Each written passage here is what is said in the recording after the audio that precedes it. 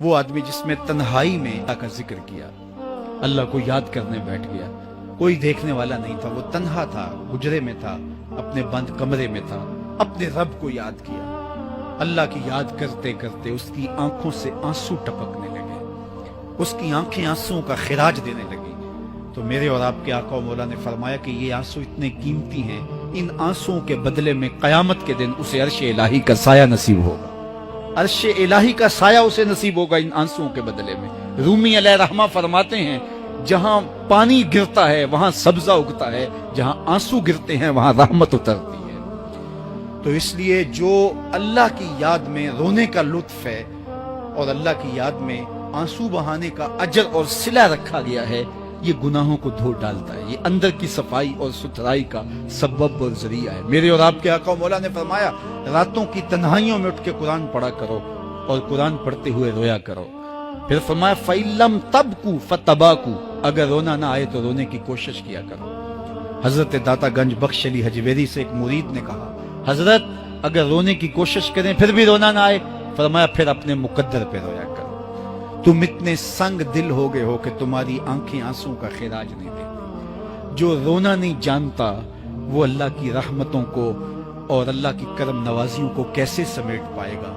بچہ روتا ہے تو ماں دودھ دیتی ہے، جب بندہ اللہ کی حضور الہاؤ زاری کرتا ہے، عجز کرتا ہے، انکساری کرتا ہے تو اللہ کی رحمتوں کو جوش آتا ہے اور اللہ تعالیٰ کی رحمتیں اس پہ برستی ہیں۔ جوانوں میں آپ سے مخاطب ہوں، اللہ کو بوڑھے کی توبہ بھی پسند ہے، اللہ کو ہر ایک شخص کی توبہ پسند ہے، لیکن یہ بات ذہن میں رکھو کہ میرے اللہ کو جوان کی توبہ بہت زیادہ پسند ہے۔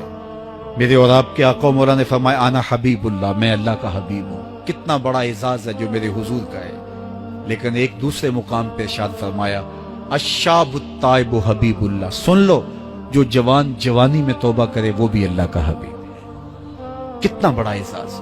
میں یہ دیکھتا ہوں کہ ہماری مجالس میں، بالخصوص آج کی اس مجلس کے اندر، مجھے جو لوگ دکھائی دے رہے ہیں وہ نوجوان ہیں۔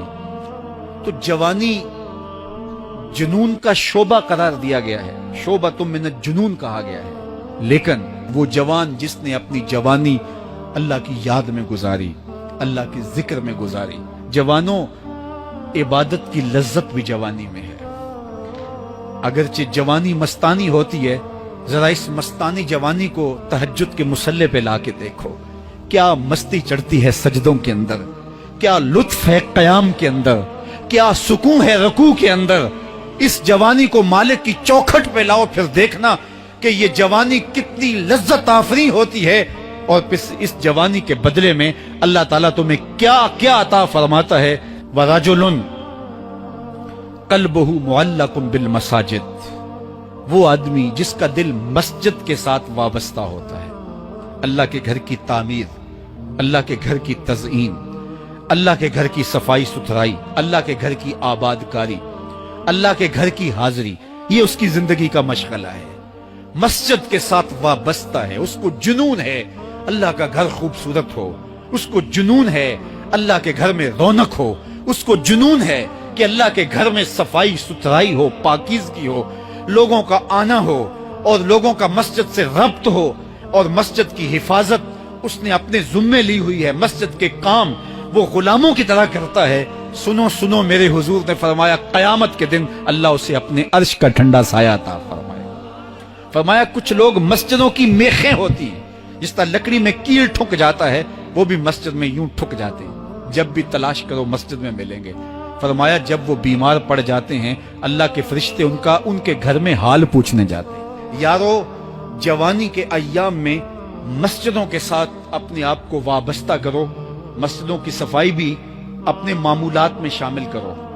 جس طرح آپ اپنے معمولات بتاتے ہیں کہ ویکینڈ پہ میں یہ کرتا ہوں، روزانہ کی میری جو ہے وہ ترتیب یہ ہے، مہینے کے بعد ایک مرتبہ یہ تفصیلی کام کرتا ہوں، اپنی زندگی میں مہینے بعد، 8 دن بعد، یا جب آپ کو فرصت ہو، مسجد کی صفائی کا اپنے اوپر ذمہ لو۔ کسی بھی مسجد میں چلے جاؤ، اس کو صاف کرو۔ جب تم اللہ کے گھر کو دھو گے، اللہ تمہارے دل کو دھو دے گا، تمہارے دل کو اللہ پاک کر دے گا۔ تو یہ مسجدیں کعبۃ اللہ کی بیٹیاں ہیں، اللہ تعالیٰ نے مسجدوں کے ذریعے زینت دی ہے زمین کو، جس کا آسمان ستاروں سے سجا ہوا ہے، زمینیں مسجدوں سے سجی ہوئی۔